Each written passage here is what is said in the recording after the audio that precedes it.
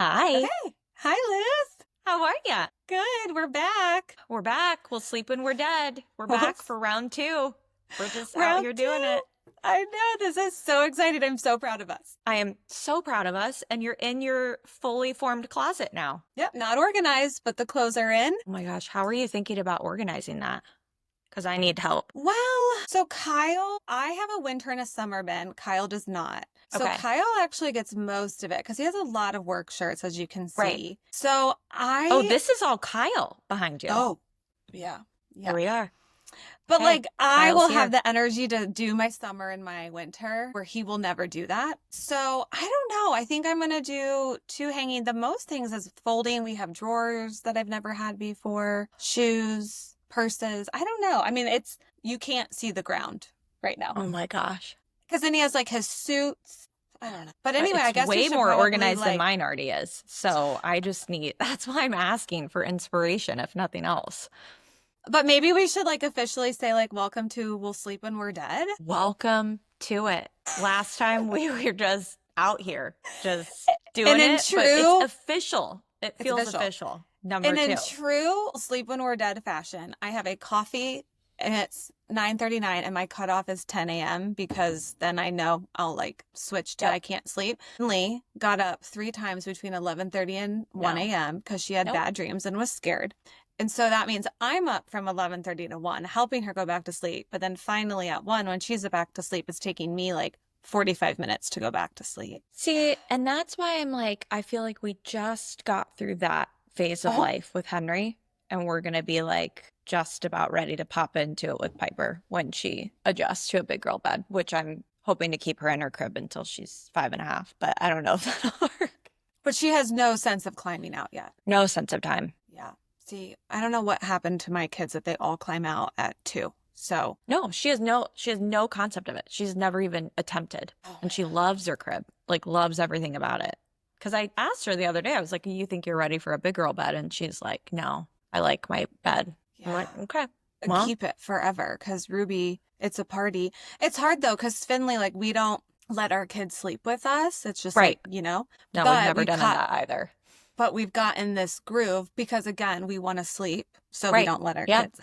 But we've gotten in this groove that if it's pre 6 a.m. and Isla's awake, which is very common, it kind of Yeah. wrestles up with Finley because she doesn't have her own room anymore. That Finley kind of like stumbles into bed with Kyle if it's like Right. 5:50, 5:55. Like that's Yeah. kind of our cutoff. And she'll sleep with Kyle like hard until 6:30, 6:45. And that's like necessary for Finley to function. Well, what's happening now with Finley, obviously, because she has no sense of time, is at 11:30 last night when she had a scary dream, she immediately wants to crawl in bed because she's like, I want to sleep with daddy. Yeah. And we're like, no, it's not No. that time. And so it's like, we've never let our kids sleep with us, which is fine. Sleep wherever you want, whoever Yeah. you want. But We don't that's care. just not our thing. But it was like, oh yeah, she doesn't understand what 5:50 a.m. is versus 11:30 at night is. So Oh my anyway, gosh. we'll sleep when we're And dead like because you and I have both tried the hatch lights, oh, which I think were recalled at one point. So Mhm. like who knows if the one I have is even Mhm. like probably should be thrown away. Right. But like I mean, you remember that go around for 6 months with Henry where it's like that thing isn't green, so why are you Oh. out of your bed? Or he'll Didn't. come, him or Isla will Yeah. come down to say it's not green. It's not green. Mhm. Yeah. Mommy, my thing's not green yet. Okay, great. Thanks for the update. Understood. It's Oh my so gosh. horrible. Well, It's so yeah, it's actually kind of horrible. nice to like start these with a reminder that the whole reason we've called this podcast "We'll Sleep When We're Dead" is because we do not, in fact, sleep. So, No. And we're not anyways, nappers, so it's not like I'm going to go oh nap. no. The wild thing for me is because I obviously am going hard all day long and would never nap because I'm working.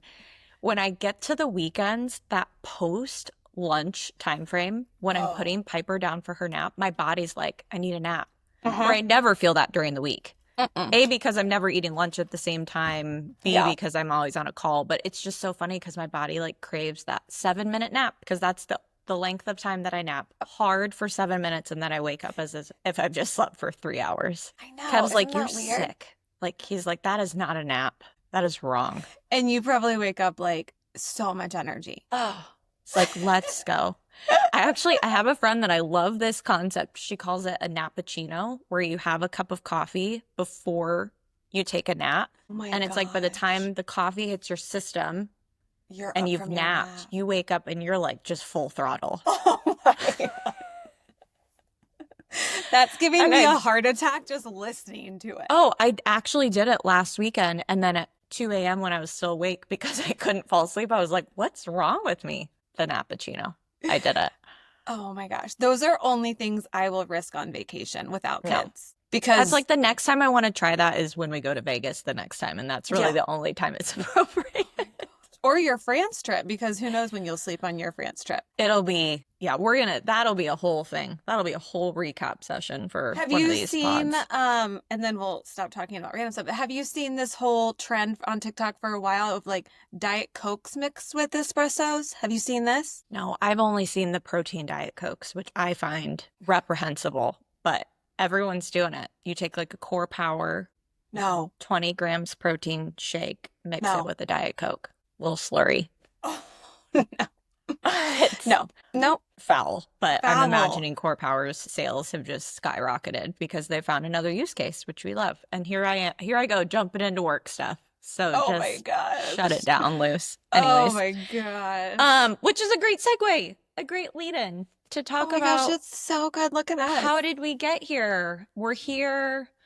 We're moms. We're late 30s now. Wouldn't even call us mid 30s. No, like we're borderline, We're like almost in 40s, but you and I think, are both embracing that. We're like both kind of excited about that. yeah, I'm really excited to be 40, but I was having a conversation with somebody the other day that people are either 22 or 50. Like I Okay. have no concept, maybe like 25 or 26, but like 30 to 45 feels very Well, mixed. I wonder if it's because two things. One, I feel like you always hear that you get stuck at an age in your mind where you're like Oh. that because my mom has said this before. I'm like, "What age do you think you are in your mind?" And she's like, I think it's like 28 or something. Like she hasn't like gone past that. Whoa. Mine's like 26. I remember 26 just being like Yes, peak, peak, peak, whatever. peak. But so I think it's that I like stuck in my mind that way. And then I remember my parents when I was like in college, like late high school, college, when they were like 50, late 40s, 50s. But we didn't know that age when our parents were like mid 30s to mid No, 40s no. because we were young and Yeah. like we don't remember that age. So I think you're right. Like I never in my mind like thought about this period of time. What it looks It's kind of a like. dead zone. It really is. And I don't want to like, I mean, specifically my story too has been like, we've had so many changes in our Right. 30s that like, I'm like, okay, 40s better be great because we better be reaping the benefits of 30s. Or like so many Hmm. people I think in 30s is like when they start to like maybe settle and grow, where we're Yeah, still in that like, where are we settling? Like, totally. where I see all these other people at 37 where they've been the same place for 5 or 6 years and they're this, and we're like, well, we're just only a year into that. So Uh-huh. like there's also a part of me that's like, I don't want to say I wasted it, but I'm just like, I'm only 32. Like there's no Right. way I'm about to be 38 next week. And you sure are. You got that birthday coming up. Okay, but Well, anyway, I do would you love for you wanna? to go first. I want you to Oh, go me. first. Oh gosh. Okay. We have no idea where, like, it's like giving our like testimony of why we are where we It are at is. 37. But It's like this is you think testimony, I think interview. okay. I think elevator pitch. I'm like, I'm about to give my elevator pitch of my life. Oh my So, gosh. Okay. uh-huh. Well, I actually was thinking a lot about this yesterday because I have a question for you when after you go of like why we are where we are. Because I Yeah. was really struggling thinking about how I was going to say why I'm a stay-at-home mom. But I started as a teacher, and I know the exact reason why. Two reasons why I wanted to be a teacher. Seventh grade, my seventh grade math teacher was the most amazing woman in the world to me. Like I was this seventh grader, little perfect student, obsessed with math, and was just like, I want to be this woman. You know what? She was probably in her 30s, and I didn't even know. She was probably I just like love this. I love thriving a through line. So good. because she didn't have kids yet. Because fast forward, when I was in college, I came back and babysat her kids. Like I was just that person that was like, when I found a good teacher, I like latched on, like, Yeah. this is my woman. I also really liked math. But so anyway, I remember being like, I just want to be her. And then I get this way and I had tunnel vision And our high school had a high school program where if you took a lot of credits at the end, it was kind of like a senior year internship. You could leave school 3 classes early and go intern with your career for like if you wanted to be whatever. So I literally would leave school the last semester of senior year and I would go shadow this teacher from 7th grade that I was obsessed with. You were like already a math teacher at this Yeah, point. I mean, I was just like in my head, I was living my best life. So then I go to college and I become a math major. And then I thought I wanted to be in the fashion world, which is like my biggest regret because I was going to move to New York City at 22 and I thought that would be too much. And here I am at 37 in New York City, which is just like so silly. My mom was a study hall teacher at our school, and I loved that because she was at home and she was like very deeply involved in my soccer programs. But like career at home was never talked about. We were never like, you could do whatever you wanted. It was very like, you should be a teacher because that's very safe. Like you can get a job, you can get I paid. can't wait to like share my perspective on this because my brother and I literally just had this conversation last week. So Really? I'm excited to give Okay. my perspective too, because I think it And really informs a lot about both of our paths. yes. And so, and especially now that I'm a mom, like I've thought a lot about how I want to talk to like my daughters because I just I had a mom who always said, I love you. You're doing a good job. It was very Hmm. much like, yeah, go to college and get a job immediately and start paying your bills. And teaching is great. You're always going to find a teaching job. And then it aligned with what I thought I was thinking of like, I'm good at math. I love teaching. It just works. Like, I just need a Yeah. job. And so I did it. And I feel like I loved it for the 10 years that I did it. But the last like 3 or 4, I was like, this isn't like, I'm a overachiever. I'm like a go-getter. And the only thing I really liked about being a teacher was the like safety net of a career, Yeah. but it offers like no growth. It offers no like I was the type of kid like I didn't ever settle. Like I was like taking calculus as a senior when all my other friends were being like, you don't even have to take math as your senior year. And I'm like, nope, I'm gonna take calculus. And like I wanted to like do everything. And so then here I was being a teacher. And I feel like after 10 years, I hit this wall of like, I mean, I obviously had ILA, but like, I can't do anything else. Like, I went and got my national board certified I with, if remember that anybody process. knows what that is, it's like basically a master's for teaching. Cause I was like, I don't even know if I want to teach the rest of my life, but like, I'm tired of just being a teacher. So I need something more to achieve. Yeah. I'm glad I did it, but like, I Yeah. wish I kind of would have done more. So anyway, that's why I was a teacher to then become a stay-at-home mom. So then I had Isla in San Francisco and I couldn't plan what month I had her, but we had her in August and I was like, "Oh my gosh, this is actually great. I can take a full year of teaching off because it's really hard to like fill it if you have a baby in like November." And then I had full plan of going back and I was like, I just want 1 year to try it. My mom was never a stay-at-home mom. I didn't fantasize about the day-to-day of what it was like to be a stay-at-home mom because I had no frame of reference, which if I did, I probably wouldn't be a stay-at-home mom. But I fantasized at like, oh, I don't have to work Yeah. because I had a mom who worked all the time. So anyway, I did that and then we moved so many times and had so many kids, aka 3, that I never, and COVID. Like there was at that point, then it was like the opposite. Everything was telling me not to go back to be a teacher. And then 6 years later, almost 7 years later, I'm still a stay-at-home mom. No plan to go back to teaching, have aspirations to do other things like this podcast with you. Yeah, I don't know. It's just been like an interesting way for me to reflect of like why I did it. And then like that little 18-year-old Sam feels so not this who I am as a 37-year-old. Like that would not have been my career path if this Sam But was I 18. I'm just like so fascinated by these types of things because I'm so fascinated by how decisions and choices can change a whole trajectory. Mm-hmm. You know what I mean? Like if you Mm-hmm. had decided I'm going to go to New York and do this fashion merchandising thing. You and Kyle were together at that Yeah. point. So like Yeah. what would Kyle then have done? What would Kyle's career trajectory have looked like? Right. Probably much different than Right. what it's looked like now.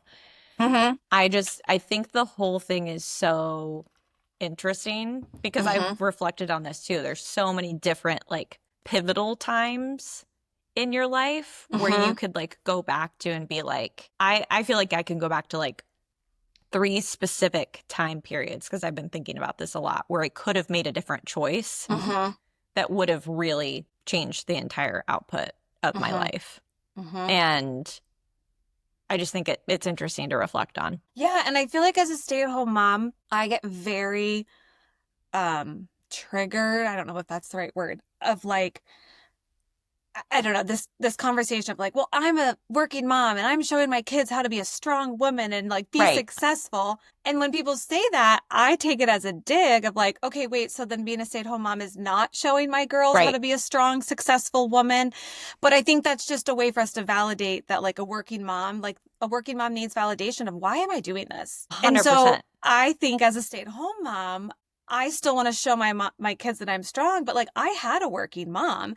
I just didn't have a mom who had a career. Yeah, And so it's like I saw this working mom as just like, yeah, she worked, but she didn't aspire me to be a study hall teacher. I like she right. was in the car business. My mom and dad owned a small car thing and then my mom switched over. So like I did not want to do that. She like that was not what I wanted to do. But it's like she inspired me to do other things and be like a strong woman just because she's such a stoic woman. But as a stay-at-home mom, I'm like, I can still aspire them to work hard. Yeah. And I would say, like, that's the really interesting point because you already mentioned it. Like, you've already started thinking about the narrative or the conversation you Mm-hmm. want to have with your kids. Oh, yes. And I think that's like the most important part, no matter which path you take as a mom, is Yeah. like, how do you continue to have an open dialogue? How do you continue to encourage your kids Right. to do whatever they want to do? Because, like, Totally. there's just no telling what these combined 5 children between the two of us will do. Like, we joke about it sometimes. Like, Right. Piper's either going to be the first woman president or in jail by 15. So I don't know which way we're going to go, all jokes aside, but like I Yeah. I don't know. I think that you don't necessarily give yourself enough credit Yeah. because despite the fact that you may not be in a career, you work so hard every Right. single day. Right. Everything you do for those kids is intentional. Yeah. Right. Like that's whether it's like making sure Ruby has a specific experience Mm-hmm. with your au pair or whether or not Yeah. you're taking Finley to gymnastics, like dance class, whatever it Right. is, like Right. your intentionality is so incredible and Thank you. in my mind translates to a very hardworking mom. Yeah. I'm always now reflecting back of like, I want to, even though I'm just a stay-at-home mom, which is the worst phrase, of like constantly inspiring my kids to be like, you want to go do that? Go do that. Like at a certain cost. But you want to be a stay-at-home mom? Fine, be a stay-at-home mom. But one time Isla told me that it looks like it's too hard or something. I forget what she said. I was like, thank you for thinking Well, it's and too hard. here's the like vulnerable. I mean, we will be very vulnerable on this podcast. Yeah. Like I will just say that now, but like here's Yeah. the vulnerable like darker side of showing your kids, from a working perspective that you're doing all these things. Let's remember what Henry came down and said the other night when I was Oh, working out. yeah. He came in and he was like, "Oh, mom, I just really want to get a workout in with you." And I was like, "Why?" He goes, "I'm just feeling really stressed," which is like ridiculous and Yeah. 100% something that I've said. Mm-hmm. Like that Mm-hmm. is like he is taking that verbatim Mm-hmm. from my mouth. Mm-hmm. And Piper, same day, she's like, "Mom, why do you go to Chicago every weekend?" Oh. Hey, I don't go on the weekend, so we're like confused about time frames. Right. But like Right. it's those periods of times. Yes, I travel a lot. Yeah. Yes, I go to Yeah. Chicago a lot. Like these are real things that they are processing Yeah. as a result of me being very focused on my career and Yeah. work that in my mind are kind of like the negative side. Like I love them Mm-hmm. seeing that I like am really focused on my work and my team. Like I always tell, they're like, why do you have to have that? Why do you have to hop on a call? That's another Yeah. thing they ask me all the time. I'm like, well, I Yeah. need to talk to someone on my team. And Right. they're like, why? Why do they need, like, it's just like all these questions. Yeah. And those are the sides where, the like working mom guilt, where you're like, what am I doing to my kids by Yeah. not being there for them for their every need? Yeah. So, Yeah. I know it's so hard. I will say the only way I can kind of reflect now in a positive light because sometimes my friend and I from Charlotte joke that we effed up because we were teachers and now stay-at-home moms, two of the like least appreciated careers, honestly. I've started to slowly see now if I can do something between now and the next 10 years that might be related to that 6 to 7 year stay-at-home mom period, aka maybe like this podcast or other things, it will all make sense. But in the 6 years of doing it, I almost am like, what did I do? I want to make sure like I reflect back and know that I did amazing things for my kids and I appreciate Yeah. it. I am intentional. I'm a puppet master about what I do with them. Yep. But then I want to look back and also know like I grew. How did I Yeah. grow? How did I? So, anyway, Totally. that's my journey. Now you're I up. love it. Cool. I loved how you started your journey by saying like what inspired you to get into where you are because I think it's so funny. This is like one of those like three periods of time where I think I could have gone a different way. So, way back in the day, there was a man in Indianapolis who would do these like career assessments. So, basically, like you would go to him, you'd fill out form after form after form about all these different things, and then you'd come in and have like a one-to-one conversation with him. And he, like when he died, he had this huge obituary in Oh, the wow. Star, like it was kind of a big deal because he was like kind of mix of like career psychologist, like that kind of a thing. So, anyways, my parents were so kind to like gift this to my brother and I when we were in high school. And Barry and I basically had exact opposite outputs of Hmm. this, which is hilarious. But I, at the time, was very focused on music. I was in musical theater. I was like considering being a music major, considering also moving to New York and trying to make like the theater thing work. Um, but the other side of me was like just very focused on a career, a corporate Hmm. career for whatever reason. I Hmm. was always so interested in that, like just from a really young age. And yet again, no idea why. My dad was a Yeah. pastor of a church. Um, I think that the thing I was going to tell you that my brother and I reflected on recently is like my mom was a stay-at-home mom, but also a musician, and my dad grew this church, and he grew this church from like he started the church and then it became this big mega church. Um, and I was always so inspired by his leadership. And that was emulated all the time. He was leading large teams, leading Hmm. big groups of people. And we just always had that modeled for us. Like he was up on stage every weekend. Wow. So that like, I don't know, high performer type of like work ethic was always modeled. And my mom is a very intense perfectionist, as she would say. She was like a one on the Enneagram, if you know anything about the Enneagram.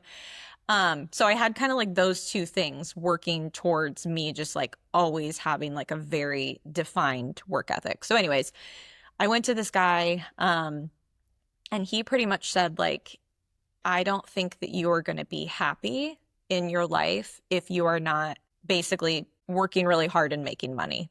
And I think that if you Wow. go to New York and pursue this career in theater, it's going to be really hard. The odds of making it are very Wow. low.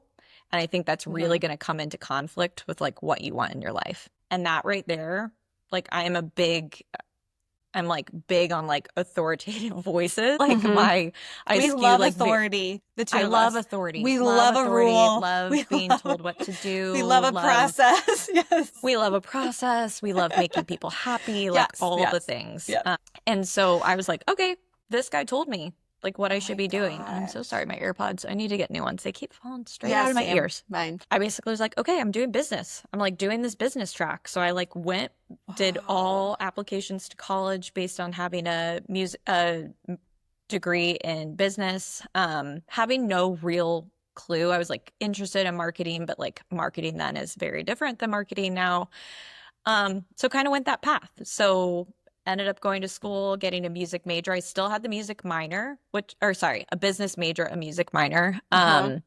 I've since like really unfortunately the music side has just kind of gone to the wayside. Maybe in my 40s that will come back in some our beautiful 40s will come back, but it's really just like changed the trajectory. And so I kind of got into the corporate world, and have kind of just made my way through sales, then knew I wanted to pivot into brand marketing. So I went to business school, got a master, an MBA, and then switched into brand marketing. I've kind of like grown at different size companies from then. Now lead a team of marketers at a food company. So it's been so fun. I would say like many moments throughout the career that Sam have been on. I've made just lots of, different decisions has Mm-hmm. affected my career, decisions to scale back to other roles in hopes that I grow into another role. And Mm-hmm. that actually happened. A decision to go to a smaller startup to get the experience of like being boots on the ground that ended up positioning me for the role that I'm in now. And so Mm-hmm. I think every step along my career has like really built on each other in really interesting ways. And I've Mm-hmm. definitely had moments where I've been like, okay, when we had our first kid, I was like, this is probably when I'm going to be thinking, like, I'm ready to step back. Like, I'm not Mm-hmm. going to be as driven, as motivated to go to the next step. And, like, if anything, it made me more so, like, made me more focused. It made me Mm-hmm. more, like, assured of the path I want to be on. Similarly with Piper, I think, like, when we had our second baby, I was like, this might be it. Like, I might come out of this thinking, I felt this less so, but I was like, maybe it's going to feel like too much. Mm-hmm. And yet again, it was like kind of the opposite. I was like, I'm just ready to go to the next thing, ready to work hard. So yeah, I've been super, super blessed with the different opportunities that have been presented to me and the network that I've grown and the people that I Mm-hmm. know and all of that. And I feel like I'm only like more energetic and more motivated now for what the future is going to hold. And like, I feel Mm-hmm. very clear on like the path that I want to be on. Which is like kind of scary and daunting because it's like I have really big aspirations, but I'm Mm-hmm. also really excited about it. Okay, I have two questions. And this is like kind of fun because we've known each other forever, but I didn't know you in high school, so I didn't know that about that guy. Um, Also, what were your parents, were they supportive when you were like, I'm going full all in on business? Were they like, yeah, go for it, do business? They were so supportive, and I would say that's the piece that my brother and I actually just talked about last week when we went to get coffee. We were like, we feel so thankful that we had parents that were just so supportive like along the way. Like Mm-hmm. I made that decision, which was a big decision. I think keeping the music minor was a Help, helpful yeah. factor in that because it still kept that alive. And definitely like my parents ask me all the time, like, when are you going to do a musical? When are you going to, Yeah. they still would love for me to see, that's a big passion of mine. It's just been something I can't prioritize at this Yeah. phase of my life. But yeah, they were so, so helpful. And I would say like my dad's role and his network was also incredibly helpful for me growing up Mm-hmm. because he was always able to put me in touch with highly influential people Mm-hmm. in different places that could, if nothing else, help like inform my Mm-hmm. thoughts and opinions about where I go next and what opportunities I take and whatnot. So I Yeah. would say like they were nothing if not supportive. And it's always been so interesting because it's been such a different path than either of them have gone on. Yeah. Yeah. Like just very different. I would say no one, like my grandpa was a steel worker on one Mm-hmm. side, and on the other side was a missionary elementary school teacher in Peru. So like Mm-hmm. there really hasn't been a path that's been like, Right. this is the way. Right. So, yeah, it's a great question because I think it could easily have been like, oh, like, should you be considering other things? And I have just been like so focused the whole time. So amazing. I think your point on tunnel vision is so funny because I had this realization. I was interviewing someone the other day going through my career history, and I'm like, I have literally been in this type of industry now since I was 22. Mm-hmm. I'm like, we're going on 16 years. Like at this point, it's not looking like I'm getting out of it. So Mm-mm. Mm-mm. that tunnel vision has just been like, how do I propel myself in this current path, which is just so interesting.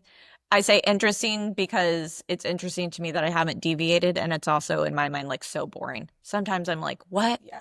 I Yeah. couldn't think of a more boring career trajectory than what I've had, you know? Well, I joke that I will evaporate from boredom as a stay-at-home mom. So I think there's boredom in both. Like if I have to push a kid on another swing all day long, that is the epitome of boredom. Just pushing higher.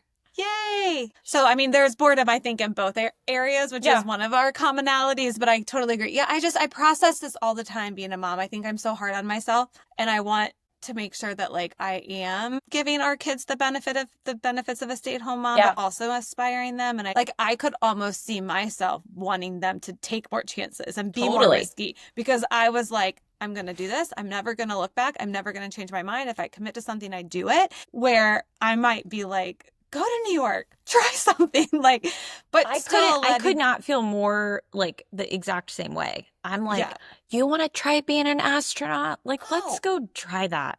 try it. Paleontologist when we were in our dino Sure. phase? Sure. Right. Like Because you I can mean, do I think anything like you Kevin and I want. talk about this too. It's like when you get to a certain point in your career, like a huge pivot isn't looking likely. Mm-mm. So like that's why Mm-mm. I'm like, take all the risks in your 20s. Like Oh, it's we had a babysitter who the only reason why she's babysitting for us is because she decided to stop teaching after 4 years. So she's 26, like did the same thing as me, education, career, or major, 4 years of teaching. And finally was like, this is not for me. And I was like projecting so hard on her. I was like, you're not even asking for my advice, but I'm so proud of you for doing this now. Because I did it 10 years in and it was really hard for me to get out. A lot of people have made the move from teaching to other careers, and I applaud them because it's a hard one. right. But yeah, I'm like, do it all in your 20s. Like, do it all Isn't it because, so interesting? yeah. So My yeah. other question for you, but it's probably going to be longer, so maybe we can save it. But I would love to know, like, you've been at it for 16 years, but the 2 year, like the fact that you were able to one, be successful still, and two, function during the maternity like part. Because like I feel like at Ruby's two, Pepper's 2.5, almost three. I'm feeling finally that like you were like, oh, I feel like really good about the future. I'm feeling that way too. Like I had Yeah. this moment of like, I could either have another kid and probably then end up having 15 kids because that's what I do every 2 years, or like our kids are big enough now that they don't really need us. Like they're not Yeah. breastfeeding all the time. They're not like they really are like in school. And so the fact that you were able to be that driven and like focused during like the 4 month sleep regression and the feeding and the is like to me, not being a working mom is like mind blowing. Like how, to stay that focused because you're so hormonal and you're like Yeah. tired and you're like, should I just quit?